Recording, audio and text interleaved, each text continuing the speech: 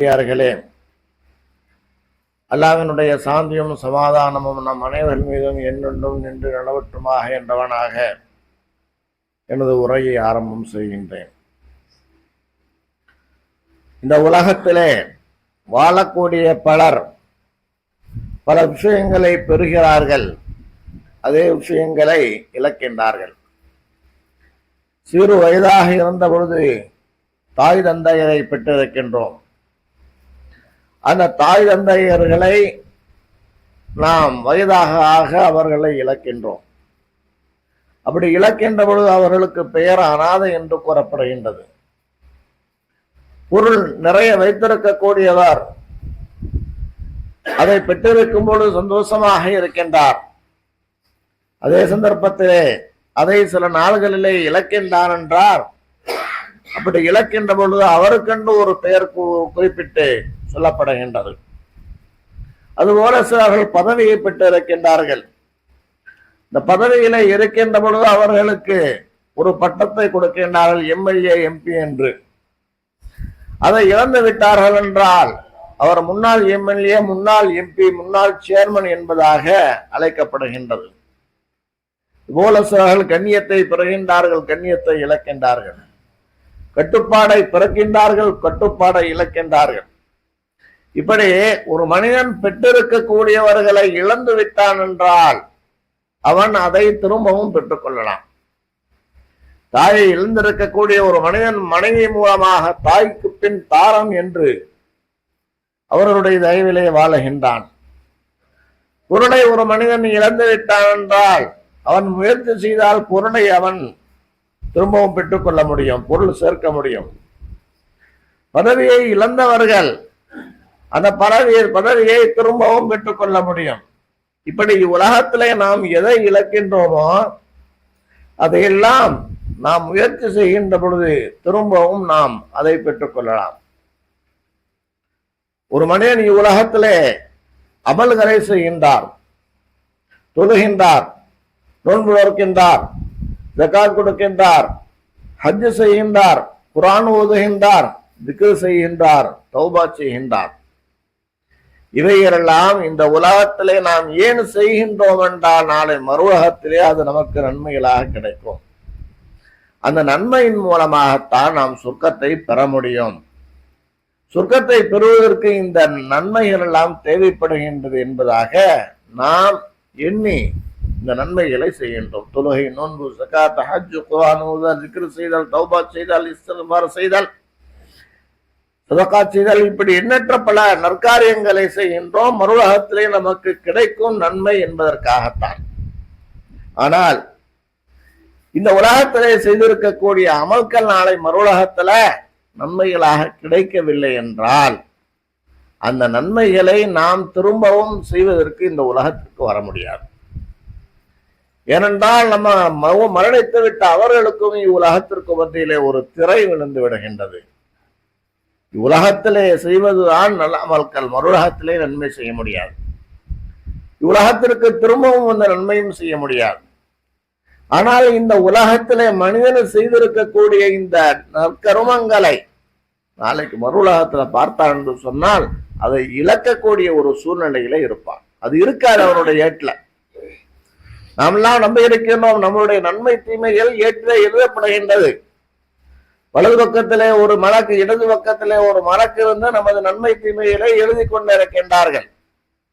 இந்த நற்காரியங்களை எல்லாம் செய்கின்ற பொழுது நன்மையை பதிவு செய்யக்கூடிய மலக்குமார்கள் அதை பதிவு செய்யறாங்க அப்படிங்கிற ஒரு நம்பிக்கையில இருக்கிறோம். நாளைக்கு மரணத்திற்கு பிறகு அது நம்ம கை கொடுக்கும், சொர்க்கத்தை பெற்றுத்தரும் என்பதாக நாம் நம்புகின்றோம். ஆனால் நாளைக்கு மறுவுலகத்தில் அந்த பட்டோலை நமது கைக்கு கிடைக்கின்ற பொழுது அந்த பட்டோலையில் நாம் செய்திருக்கக்கூடிய நல் அமல்கள் இல்லை என்றால் அது எவ்வளவு பெரிய ஒரு இழப்பு என்பதை நாம் எண்ணி பார்க்க வேண்டும். இப்படிப்பட்ட இந்த இழப்பை பெறக்கூடியவர்கள் யார்? ஒரு சில காரியங்களை உலகத்திலே ஒரு சில தவறுகளை செய்கின்ற பொழுது நாம் செய்திருக்கக்கூடிய அந்த நல் அமல்களை இழக்க வேண்டிய ஒரு சூழ்நிலை ஏற்படும். அந்த தவறுகளை நாம் எந்த ஒரு சூழ்நிலையிலும் செய்துவிடக் கூடாது. அப்படி செய்து அந்த தவறுகளின் மூலமாக நன்மையை இழக்கக்கூடிய அந்த தவறுகள் என்ன தெரியுமா? அதிலே ஒன்று இணை வைப்பு.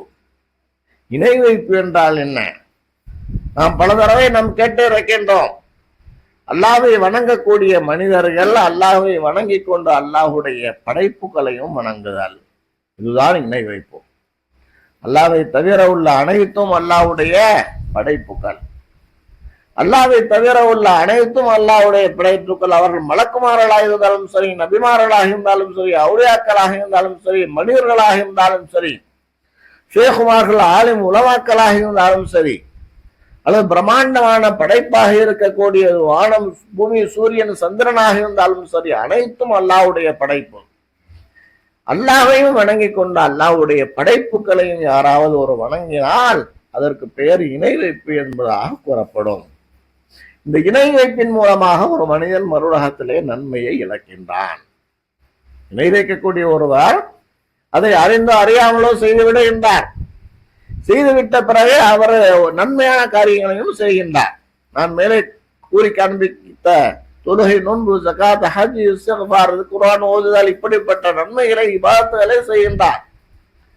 இப்படி இறைவித்துக் கொண்டே செய்கின்றார் என்றால் அவர் நினைத்துக் கொண்டே இருப்பார் நமக்கு நன்மை இதனால கிடைக்குது அப்படின்னு.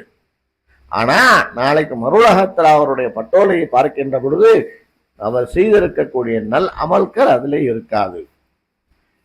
காரணம் என்ன? அல்லாஹ் தஆலா தனது திருமறையிலே கூறுகின்றான், 17 நபிமார்களை சொல்லிவிட்டு சொல்லுகின்றான், லைன் நஷ்ரகு லஹபித அன்ஹும் மா கானூ யஅமலூன். இந்த நபிமார்கள் அல்லாஹ்வுக்கு அடுத்தபடியாக அல்லாஹ்வுடைய தூதர்களாக இருக்கக்கூடிய அந்த நபிமார்களே அல்லாஹ்வுக்கு இணை வைத்தார்கள் என்று சொன்னால் அவர்களுடைய நல்லறங்கள் அனைத்தும் அழிந்துவிடும். நாயகம் ஸல்லல்லாஹு அலைஹி வஸல்லம் அவர்களையும் அல்லாஹ் கூறுகின்றான், லைன் அஷ்ரக்த லயஹபதன்ன அமலுக வலதகூரன்ன மினல் ஹாசிரின். நபியே, நீங்க இணை வைத்தினாலும் சரி உங்களுடைய நல்லறங்கள் அழிந்துவிடும், நீங்கள் நஷ்டவாளியாக ஆகிவிடுவீர்கள். அதனால மறுலகத்திலே நன்மைகள் அழிக்கப்படுவதற்குண்டான மிகப்பெரிய ஒரு தவறு என்னவென்றால் இவ்வுலகத்திலே இணை வைப்பை செய்வது. இணை வைப்பு செய்துவிட்ட ஒரு மனிதனுடைய நல்லறங்கள் அளிக்கப்படுகின்றது. அதுபோல இரண்டாவதாக இறை நிராகரிப்பிலேயே மரணம் அடையக்கூடியவர். உலகத்திலே மூமின்களும் இருக்கின்றார்கள், இறை நிராகரிப்பாளர்களும் இருக்கின்றார்கள். இறை நிராகரிப்பாளர்களாக இருக்கக்கூடியவர்கள் இவ்வுலகத்திலே ஈமான் கொள்ள வேண்டும், இஸ்லாத்தை ஏற்றுக்கொள்ள வேண்டும். அப்படி ஏற்றுக்கொள்ளாத நிலையிலேயே அவர்கள் இருந்து அவர்கள் உலகத்தில் செய்யக்கூடிய நன்மைகள் அனைத்தும் அது பதிவு செய்யப்படாது. இரண்டால் இறை நிராகரிப்பாளர்களுக்கு உண்டான அந்த நிலையை பற்றி அல்லாஹ் தனது திருமறையிலே கூறுகிறான், பல நுகைமுலகும் யௌமல் கியாமத்தி வஸனா. நாளை மறுலகத்திலே தராசு தட்டையே இறை நிராகரிப்பாளர்களுக்கு தூக்க மாட்டோம். தராசை தூக்குனாத்தனா அதுல நன்மை எடை போடுறதா இல்லையா அப்படிங்கிற பிரச்சனை வரும். தராசை எடுக்க மாட்டோம்னு சொன்னா அப்ப என்ன செய்யப்படாது, அவர்களுக்கு நன்மையே இருக்காது. இறை நிராகரிப்பாளர்கள் இவ்வுலகத்தில் எவ்வளவு நன்மை செய்யறாங்க. அரசியல்வாதிகள் ஒரு 1000 குழந்தைகளுக்கு நோட்பு கொடுக்குறாங்க, அன்னதானம் செய்கின்றார்கள், மக்களுக்கு டிவி கொடுக்கின்றார்கள், வீடியோ கொடுக்கின்றார்கள், பெண் கொடுக்கின்றார்கள், மிக்சி கிரைண்டர் கொடுக்கின்றார்கள், இன்னும் 1000 ரூபாய் பெண்களுக்கு கொடுக்கின்றார்கள். இப்படி எத்தனையோ நன்மைகளை செய்யறாங்க. ஆனா அந்த நன்மைகள் எல்லாம் அது நன்மைகளாக அவர்களுக்கு கருதப்படுமா என்றால் நிச்சயமாக கிடையாது. எப்பொழுது நன்மைகளாக கருதப்படும் என்றால் அவர்கள் இஸ்லாத்திற்கு வந்தாத்தான் கருதப்படும் நன்மையா. இஸ்லாத்திற்கு வரவில்லை, ஈமான் கொள்ளவில்லை என்றால் அவர்களுடைய நன்மைகள் அவர்களுடைய பதிவேட்டிலே பதியப்படாது. இன்னும் சொல்ல போனா அந்த பதிவேடு அவர்களுக்கு ஆரம்பிக்கப்படவில்லை. தீமையுடைய பதிவேடு தான் பதிவு செய்யப்பட்டுக்கிட்டு இருக்கோம். எப்பொழுது ஈமான் கொள்ளுகின்றார்களோ அப்பொழுதுதான் அவர்களுக்கு நன்மையுடைய அந்த பதிவு புத்தகம் திறக்கப்படுகின்றது, அப்பொழுதுதான் நன்மை எழுதப்படுகின்றது. மறுலகத்திலே நாமும் எழுப்பப்படுவோம், இறை நிராகரிப்பாளரும் எழுப்பப்படுவார்கள். அவர்கள் சோனம் செல்வதற்காக வேண்டி அவருடைய பட்டோலையை பார்த்தால் அந்த பட்டோலையை எந்த விதமான ஒன்றும் எழுதப்பட்டிருக்காது. ஆக இரண்டாவது இறை நிராகரிப்பிலேயே வாழக்கூடிய அந்த அடிப்படையிலே மரணித்த ஒரு மனிதர் அவருடைய அமல்கள் அனைத்தும் அழிந்துவிடும். அடுத்து மூணாவதாக பார்த்தோம் சொன்னா இஸ்லாத்தை விட்டு மதம் மாறியவர். இஸ்லாத்திற்கு வந்த ஒரு மனிதர் இஸ்லாத்தை அறிந்து கொண்டார் என்றால் இஸ்லாத்தை விட்டு வெளியேற மாட்டார். ஆனா ஒரு மனிதர் இஸ்லாத்துல இருக்கிறார், பிறந்திருக்கின்றார், இஸ்லாத்திலே வளர்கின்றால், இஸ்லாமியரோடு சேர்ந்து வாழ்கின்றார். ஆனால் இஸ்லாம் தான் என்னமே தெரியல. ஏன்னா இஸ்லாத்துல இருக்கக்கூடியவர்களுக்கு எத்தனையோ மனிதர்களுக்கு இஸ்லாம் தெரிகின்றது, சிலர்கள் தெரியாமலே இருக்கின்றார். இஸ்லாம் என்று சொன்னால் என்ன என்பதை இஸ்லாத்துல உள்ளவங்களே தெரியாம இருக்கிறாங்க. அப்படிப்பட்டவர்கள் தான் இறை நிராகரிப்பின்பால் செல்வார்கள். ஒரு மனிதர் இஸ்லாத்துல இருக்கும் போது அவர் செய்த நன்மைகள் அனைத்தும் என்ன செய்யப்படுது? பதிவு செய்யப்படுகின்றது, நன்மைகளாக பதிவு செய்யப்படுகின்றது. இஸ்லாத்தை விட்டு மாறி முருகத்தாகி வேறொரு மதத்திற்கு சென்று விட்டார் என்றால், அல்லாஹுடைய நம்பிக்கையை விட்டு விட்டார் என்றால், இஸ்லாத்தை விட்டு விட்டார் என்றால் அவர் செய்த அனைத்து நல்லறங்களும் அழிந்துவிடும்.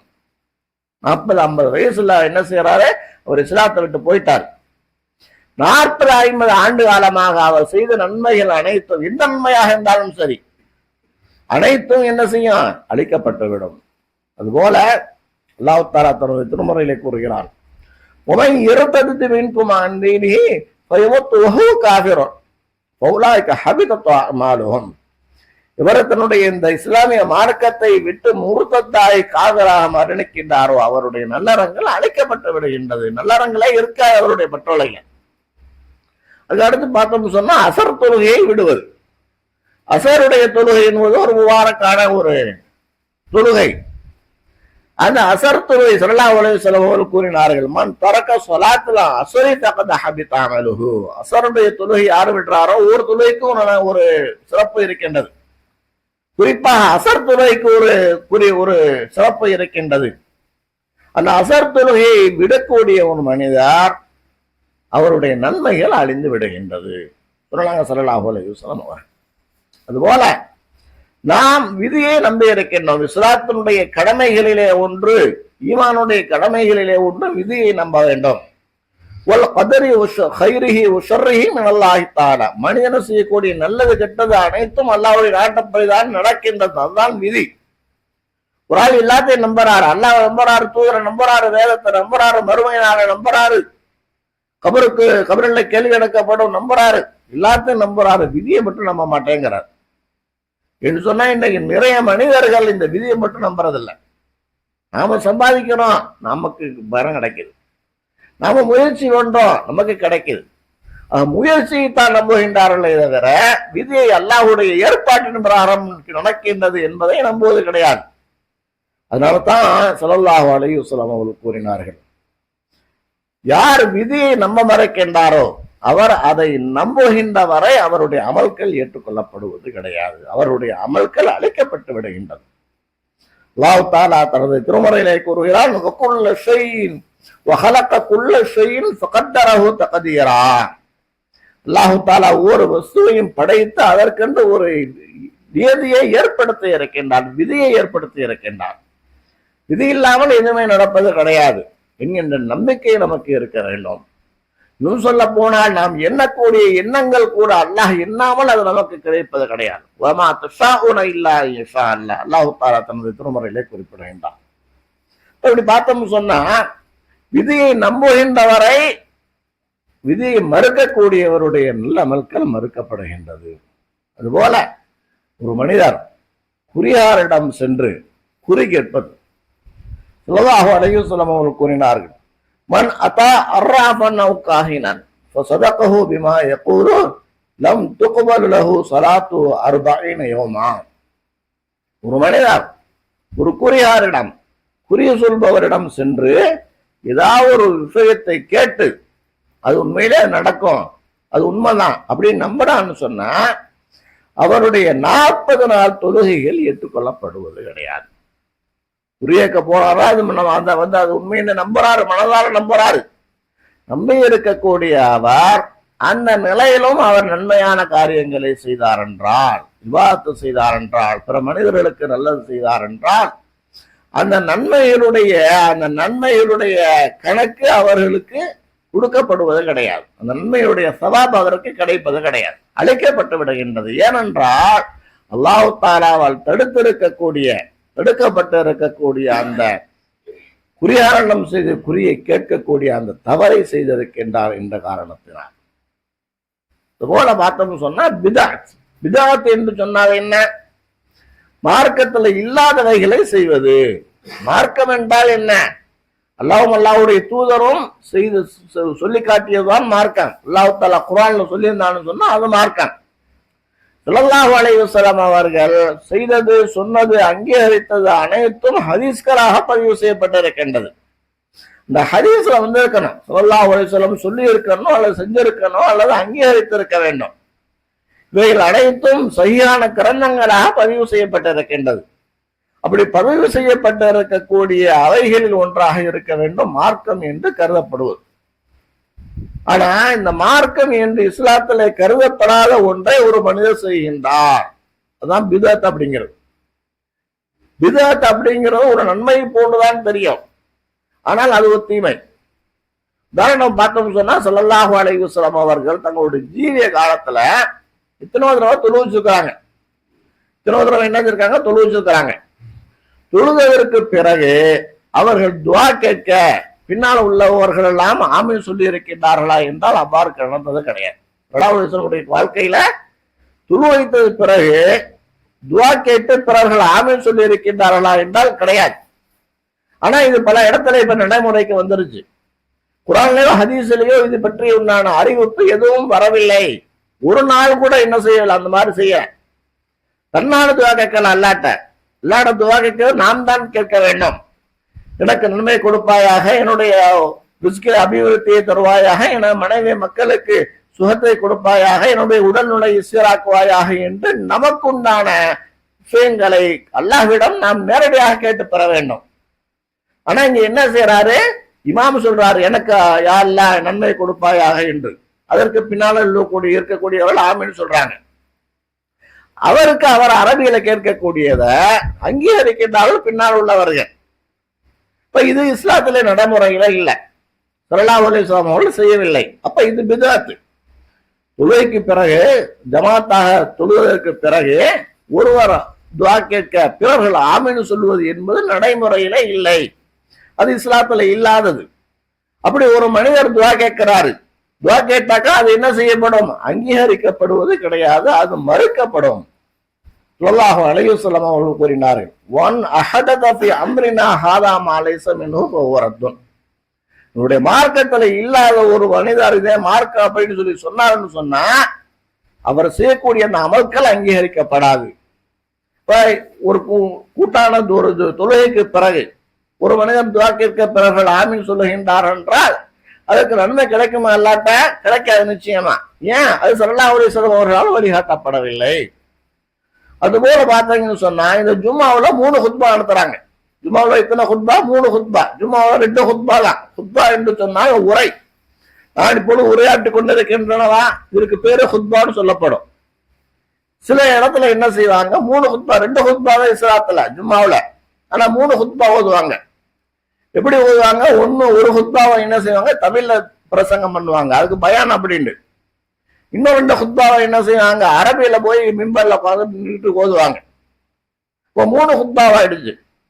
ஸல்லல்லாஹு அலைஹி வஸல்லம் அவருடைய காலகட்டத்தில் 2 ஹுத்பா தான் ஓதப்பட்டிருக்கின்றது. 3 ஹுத்பா ஒரு மனிதர் ஓதுகிறார் என்றால் அந்த ஹுத்பாவே கூடாது. அதுபோல இன்னும் எத்தனையோ விதமான விஷயங்கள் மார்க்கத்தில் இல்லாதது புதிதாக ஆரம்பிக்கப்பட்டிருக்கின்றது. ஸல்லல்லாஹு அலைஹி வஸல்லம் அவர்கள் தங்களுடைய காலகட்டத்திலே இறந்தவருக்காக வேண்டி கத்தம் பாத்தியா என்று 10வது நாள், 3வது நாள், 7வது நாள், 40வது நாள் வருஷ கத்தம் இப்படி ஓதிருக்காங்களா யாருக்காச்சும்? ஸல்லல்லாஹு அலைஹி வஸல்லம் அவர்கள் உயிரோடு இருக்கின்ற பொழுது அவருடைய மகன்கள் மௌத்தானாங்க. அப்பொழுது அவங்க மகன் மக்களுக்காக வேண்டி கத்தம் பாத்தியா ஓதிருக்காங்களா? நிச்சயமா கிடையாது.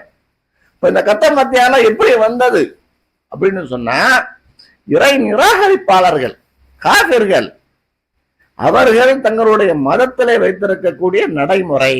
அவர்கள் தான் என்ன செய்வாங்க? 3ஆம் நாள்ல என்ன செய்வாங்க? சில காரியங்களை செய்வார்கள் மரணித்தவர்களுக்கு.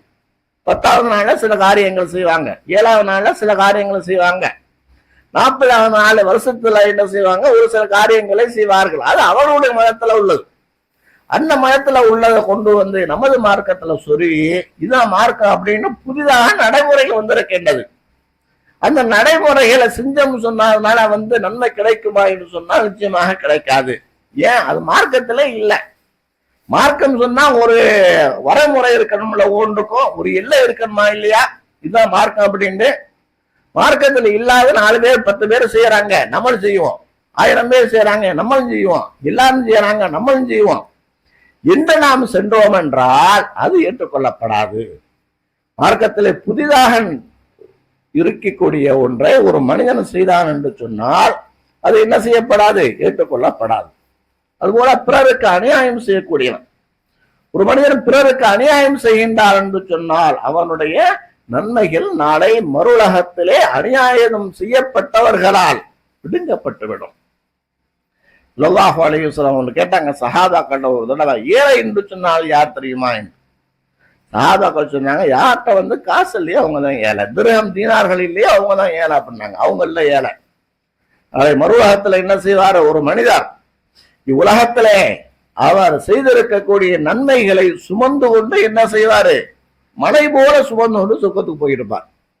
தொழுகை, நோன்பு, ஜகாத், ஹஜ், இஸ்திக்பார், தௌபா, குர்ஆன் ஓதுதல், பிறருக்கு நன்மையை செய்தால், பிறர்களுக்கு கல்வியை கற்றுக் கொடுத்தால், இதெல்லாம் நன்மைகள். இந்த நன்மைகளை மலை போல சுமந்துக்கிட்டு கேள்வி எனக்கு முடிச்சுக்கிட்டு செஞ்சுக்கிட்டு இருப்பார். மஹ்ஷர் பெருவெளியில இருக்கக்கூடிய மனிதர்கள் அவரை பார்ப்பாங்க. இவர் யாரு? அப்துல் காதர் ஆட்சியை நம்ம வாழகின்ற பொழுது நமக்கு அடிச்சிருக்காரே, அவரு நம்மளுடைய உரிமையை படிச்சிருக்காரே, அல்லாட்ட போய் அவர் கம்ப்ளைண்ட் பண்ணுவார். அல்லாஹ் தஆலா அவர் கூப்பிடுவான், இவரை பாடு செய்தாயா? அது நிரூபிக்கப்படும். இவருடைய நன்மையிலிருந்து அல்லாஹ் தஆலா பாதிக்கப்பட்டவர்களுக்கு நன்மை எடுத்து கொடுப்பான். முடிஞ்சதுக்கு பின்னால் திரும்பவும் போவார். இன்னொரு ஆள் வருவார், என்னை உலகத்தில் என்ற சொத்தை எடுத்துக்கொண்டார், உண்மையாது உண்மை என்று நிரூபிக்கப்படும். அதற்கு உண்டான நன்மையை அந்த நன்மையுடைய கணக்கில் இருந்து எடுத்து பாதிக்கப்பட்டவர்களுக்கு அல்லாஹ் தஆலா கொடுப்பான். இப்படியாக பார்த்தோம் என்றால் ஒருவரா வந்துகிட்டு இருப்பாங்க. மகன் வருவார், எனக்கு சரியான கல்வியை என்னுடைய தந்தை கொடுக்கவில்லை. மனைவி வருவார், எனக்கு சரியான முறையிலே வாழ்க்கை கொடுக்கவில்லை. தந்தை வருவார், என்னை கவனிக்கவில்லை. இப்படியாக வந்துகிட்டே இருப்பாங்க. அவர்களுக்கு உண்டான நன்மைகள் எல்லாம் கொடுத்தது போக இவர்கிட்ட நன்மை இருக்காது. அப்புறம் திரும்ப ஆளுக வந்துகிட்டு இருப்பாங்க. அப்பொழுது அல்லாஹ் தஆலா என்ன செய்வார்? பாதிக்கப்பட்டவருடைய தீமையை எடுத்து இவருடைய தீமையில போடுவான். இறுதியில அவர் என்ன செய்வார் என்றால், எப்படி நன்மையை சுமந்து சென்றாரோ அது போல தீமைகளை சுமந்து கொண்டு நரகத்தை நோக்கி செல்வார் என்றார் ஸல்லல்லாஹு அலைஹி வஸல்லம் கூறினார். ஏன் இப்படிப்பட்ட ஒரு நிலை ஏற்படுகின்றது? அடியார்களுடைய விஷயத்திலே ஒரு மனிதன் குறை வைத்ததன் காரணமாக. அன்பானவர்களே, நாம் இவ்வுலகத்திலே வாழ்கின்ற பொழுது நாம் நம்மளுடைய நன்மைகளை குறைக்கக்கூடிய, நன்மைகளை அழிக்கக்கூடிய விஷயங்களை உலகத்திலே செய்துவிடக்கூடாது. நாம் என்ன கேட்டக்கா நன்மை செஞ்சு வச்சிருக்கிறோம், நம்மளுடைய பட்டோலைகளை நிறைய என்ன செஞ்சிருக்க நன்மைகளா சேர்த்து வச்சிருக்கிறோம், சொர்க்கத்துக்கு போயிடும். இப்படி சொர்க்கத்திற்கு போயிடுவோம் என்கின்ற நம்பிக்கையிலே நாம் செய்திருக்கக்கூடிய அமல்கள் எல்லாம் நாளைக்கு எந்த விதமான யூஸும் இல்லாமல் பிரயோஜனம் இல்லாமல் ஆகிவிடக்கூடிய ஒரு சூழ்நிலையை ஏற்படுத்தக்கூடிய பாவங்களை நாம் எந்த ஒரு சூழ்நிலையும் செய்துவிடக்கூடாது. அல்லாஹ் தஆலா நம்மளுடைய அந்த நன்மைகளை எல்லாம் அங்கீகரித்து நாளை அவைகளெல்லாம் நிரப்பமான முறையிலே நமக்கு கிடைக்க செய்ய வேண்டும் என்பதை கூறி எனது முதல் உரையை நிறைவு செய்கின்றேன். வாஹிர் தாவானா அல்ஹம்துலில்லாஹி ரப்பில் ஆலமீன்.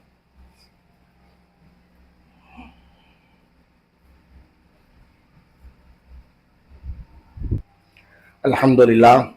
கண்ணியமிக்கவர்களே, நாம் செய்திருக்கக்கூடிய நல்லறங்கள் எல்லாம் நாளை மறுஉலகத்திலே அழிக்கக்கூடிய சில தீமைகள், அந்த தீமைகள் இவ்வுலகத்திலே இருக்கின்றது. மனிதர்கள் அதிகமானவர்கள் அப்படிப்பட்ட தீமையிலே திளைத்திருக்கின்றார்.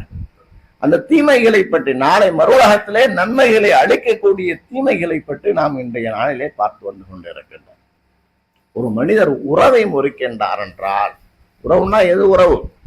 மகனுடைய உறவு, மனைவிங்கிற உறவு, தாய் தந்தை என்கின்ற உறவு, அக்கா தம்பி தங்கை என்கின்ற உறவு, சொந்தக்காரர்கள் என்கின்ற உறவு. இந்த உறவை ஒரு மனிதன் முறித்தான் என்றால் அந்த மனிதனுடைய உறவை முறித்ததன் காரணமாக அவனுடைய நன்மைகள் அழிந்து விடுகின்றது.